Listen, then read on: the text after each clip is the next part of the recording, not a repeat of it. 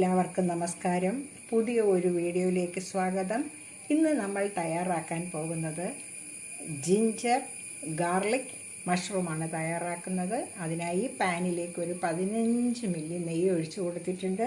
ഇതിലേക്ക് നമുക്ക് ആദ്യം തന്നെ ജിഞ്ചറും ഗാർലിക്കും ഇട്ട് കൊടുക്കുക.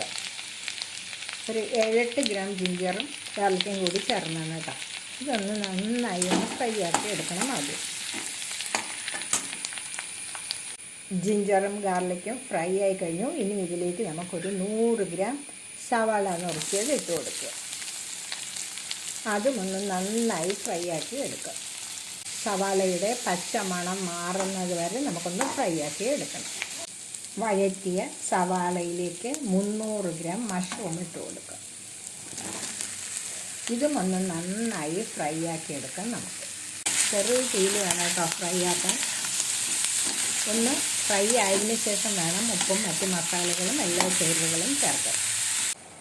വഴറ്റിയ മഷ്റൂമിലേക്ക് മഞ്ഞൾപ്പൊടി ഇട്ട് കൊടുക്കാം. പാകത്തിന് ഉപ്പിട്ട് കൊടുക്കുക. മുളക് പൊടിയും മല്ലിയും കൂടി പൊടിച്ച് വേണം. അതും ചേർത്ത് നന്നായി നമുക്കൊന്ന് ഇളക്കി യോജിപ്പിക്കാം. മഷ്റൂമിലേക്ക് നമുക്കൊരു സവാള ഇതേപോലെ അല്പം വലുതായി നുറുക്കി ഇട്ട് കൊടുക്കുക. അല്പം കറിവേപ്പില ഇട്ട് കൊടുക്കുക. ചെറിയൊരു ക്യാപ്സിക്കം കൂടി ഇട്ട് കൊടുത്ത് നന്നായി ഒന്ന് ഫ്രൈ ആക്കി എടുക്കാം. ജിഞ്ചർ ഗാർലിക് മഷ്റൂമിലേക്ക് അല്പം സോയാ സോസ് ഒഴിച്ച് കൊടുക്കുക. കുറച്ച് ടൊമാറ്റോ സോസും കൂടി ഒഴിച്ച് ഒരു 2 മിനിറ്റ് നമുക്കൊന്ന് ഇളക്കിയെടുക്കാം. മഷ്റൂമിലേക്ക് അല്പം ഗരം മസാല ഇട്ട് കൊടുക്കുക. കുറച്ച് കസൂരി മേത്തി ഇട്ട് കൊടുക്കുക. മല്ലിയില തൂക്കി നന്നായി ചേർത്ത് ഇളക്കുക.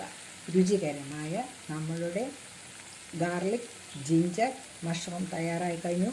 എല്ലാവരും ഈ വെറൈറ്റി കറി തയ്യാറാക്കി നോക്കുക. ചാനൽ കാണുക, സപ്പോർട്ട് ചെയ്യുക.